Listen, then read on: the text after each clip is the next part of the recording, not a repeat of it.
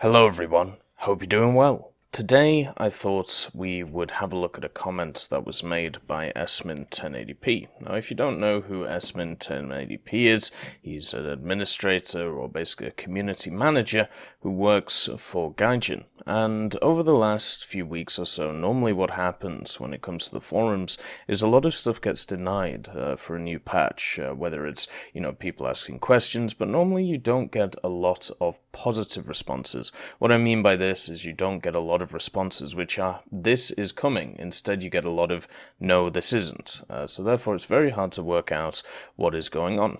But today, or at least on the 14th, when the first devblog hit the Akebono destroyer escort, Esmin did say that there will be some T-72 action this patch, as we said previously. As for what, stay tuned. So the T-90 has been denied, I believe, on the forums, so therefore there ain't going to be a T-90.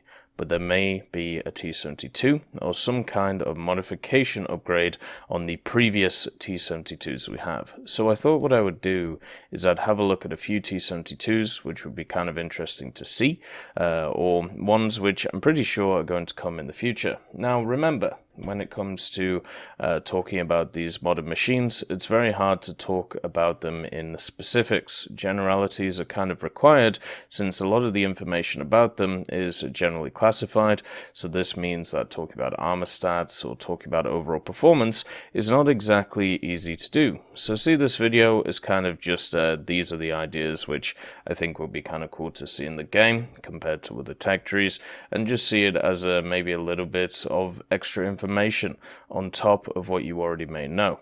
So when it comes to the T-72 to start with, there's a ton of them. There was over 25,000 of them produced. They're still technically being produced today in many different configurations.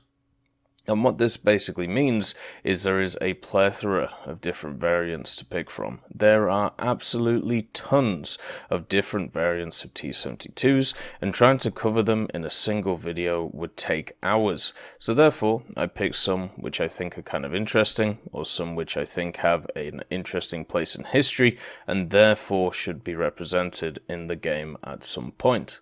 So the first one is this. Now this doesn't look like your standard T-72. The reason for this is the Object 172.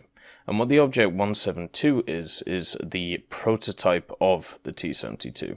It took a lot of the ideas from the T-64 and tried to build upon them. The major difference between this and a standard T-72 that you may know is stuff like the suspension system, which is slightly different. The armament is still the two-plane stabilized 125mm. It has a standard welded body. It doesn't have any composite on it. It is just a basic, basic turret cast, and that's all that it is. And then when it comes to the engine, it's a 12-cylinder V-shaped 4-stroke multi-fuel water-cooled diesel. It's got a lot of oomph behind it, since that was one of the issues that the T-64 had. It was seen that the machine itself was not, well, let's just say powerful enough in the engine department. So when it came to the T-72, that is what they wanted to improve. They also wanted to make a vehicle which was more efficient when it came to building and when it came to cost, and they were able to, well, they were able to get that in the form of the Object 172. So even though this would be similar to early T-72 variants, I still think it should be placed in the game. It will probably come in at some point as a premium because of the fact of its, prototype nature. Think about stuff like the XM1, the L44, the AMX30 Super. All of these machines are premiums and also prototypes, so it would make sense to chuck something this in. Then we have to go ultra modern. And the reason why we're going ultra-modern is for a few reasons.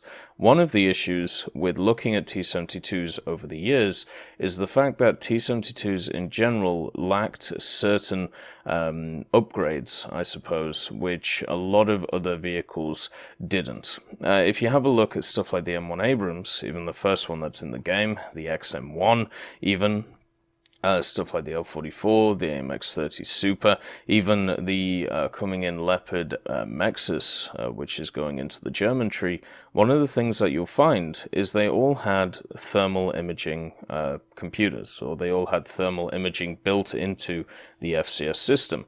Whereas when you look at a lot of T-72s, even, 90s T-72s, they struggled with that idea. It wasn't seen as a worthy upgrade compared to a bunch of other things, and also because of the economical crisis the Soviet Union, which then eventually became, obviously, Russia, had, it was seen as something which generally, wasn't really required. And they pumped a lot more money into stuff like the T-80U project, and then eventually the T-90, and the T-72s were still upgraded, but they were kind of left behind.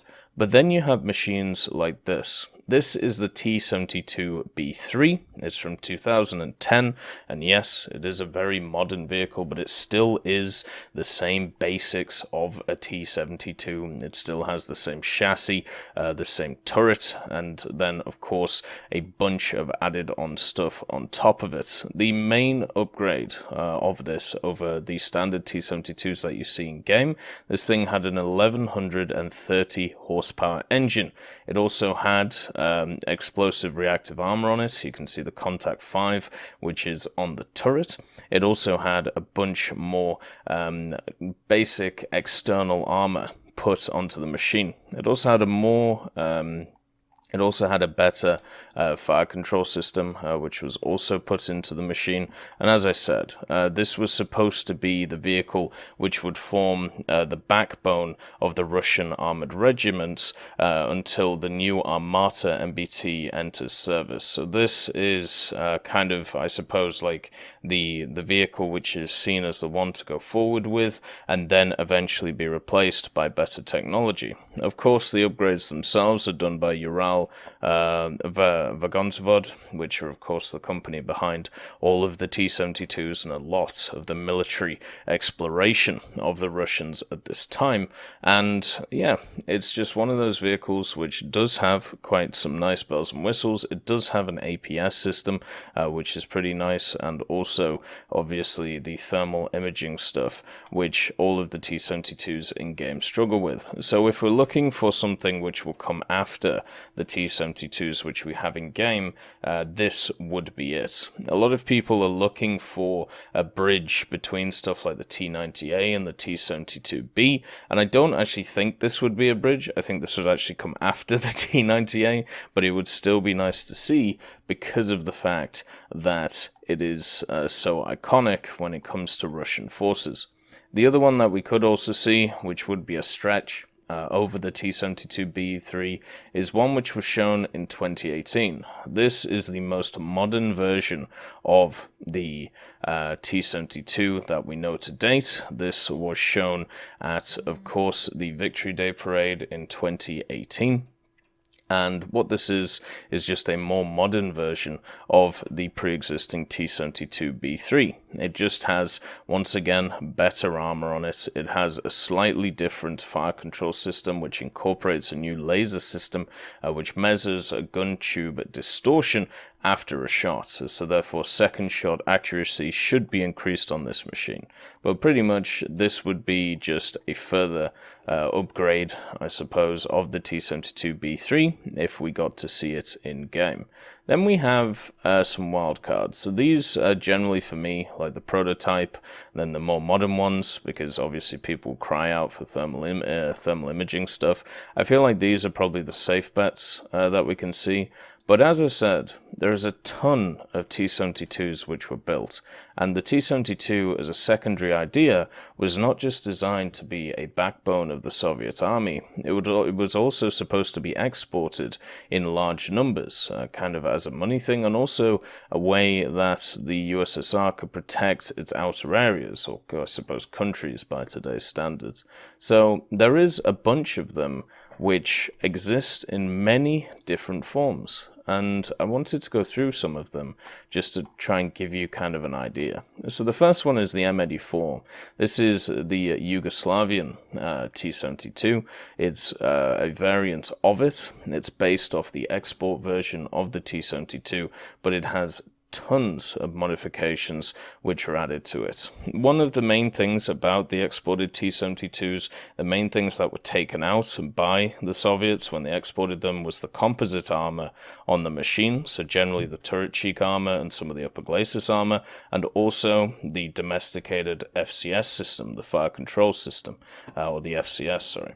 So therefore, what a lot of countries did when they got these T-72s is they introduced their own domestic fire control system, and that is exactly what the Yugoslavians did. They also added a 1,000 horsepower engine and also improved the composite armor of it as well. The reason why it's called the M-84 is because, well, guess what? It went into service in 1984, and there is a better version of this, the M-84A, which was also used by Yugoslavia, and it's just another upgraded version with a better FCS and also a laser rangefinder. But yeah, this would be a nice way of incorporating other nations into the game, and to try and give people a little bit more of a tie to it. What I definitely saw with the additions of the Roycat and also the Makava is there's a lot of people out there who are kind of clamoring or really want to see vehicles from their nations, and the M-84 would be a great pick for that, just because of its history, and also because it doesn't have too many crazy factors to it, which would make it, you know, out of the blue. There's also a bunch of other different versions of the M-84 as well. There was even talk of adding a 120mm Rheinmetall to the vehicle, which would have definitely been interesting, but yeah, it's just one of those wonderful machines. Staying on the same idea, we also have the T-72 M4CZ. Now this is the Czech version of the T-72. It's only ever used by the Czech army, and there was only 30 of them produced between 2003 and 2005, and the main idea of bringing along the T-72 M4CZ was to basically make it so the Czechs had something which could be able to combat stuff like 3rd to 4th generation tanks. So they increased the firepower of the machine, and basically gave it just better shells, and also upgraded a few other things on it, such as increased the passive and also active tank protection of the machine, by adding stuff to the outside of the body protection. You can see it, you know, on the turret there with the extra blocks. There's a little bit on the upper glacis as well, and they also added, of course, different stuff such as smoke grenades and also a APS system. So the general idea for this vehicle was to put the Czechs on the map as another nation which would have some form of decent MBT. And with a ton of T-72s just knocking about, well, guess what? It makes it a great option to be able to pick it up. The next vehicle we're going to have a look at is the M95 Degman. And the Degman is from Croatia, and this is a further modernization of the M-84, which we saw before.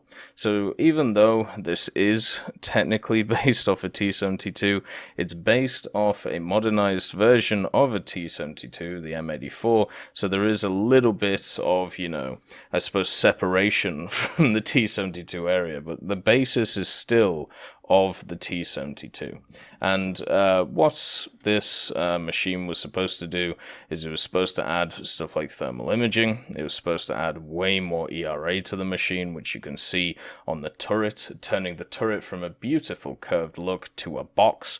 And it also added a bunch of stuff such as wire mesh and chains, which is designed to obviously deal with infantry weapons, or weapons used by the infantry. They also changed the fire control system and also the optics to match stuff which is much more modern day. And unfortunately, so far, there's only 2 of them built. This is technically a prototype, but I just thought it was a really interesting design, which people should know about. It also has a massive engine, 1200 horsepower diesel, 27 horsepower per ton, This thing is going to be running around with its 125mm, the most modern version, the 2A46 M5, smashing things going around. The system as well of reactive armor is called the RRAK.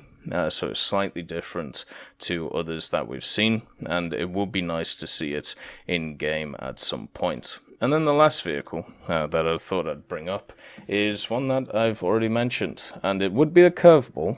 It definitely would be a curveball when it came to, you know, adding a new T-72 to the game, but there is some precedent. The T-72M for the Germans.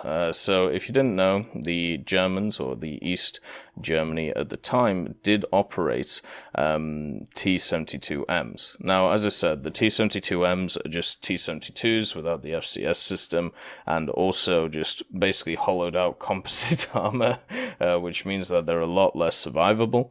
But one of the things is, they did exist, and you have to remember what has been added to the game recently. A German BMP has been added to the game, so there is definitely a chance of stuff like the T-72M happening for the Germans, and it would just be kind of a funny, sick joke to me, which I think would be hilarious, at least for a little bit of time. So that's the curveball. I think personally we're going to get just another modernized version of the T-72B, which would be, you know, kind of boring, but at least it would be more useful in the game. I hope you all have a wonderful day, and I'll see you next time. I'd like to thank Ambrosius McClellan, B. Young, Battling Bacon, Blackie, Chris Giltnane, Conte Baraka, Daniel Stanton, Elove Goat, Jay Wilt, Martinez, Trigger Hippie, Universe, Eugens Terry, and also I'm Devilish and Samuel Slick for supporting the channel.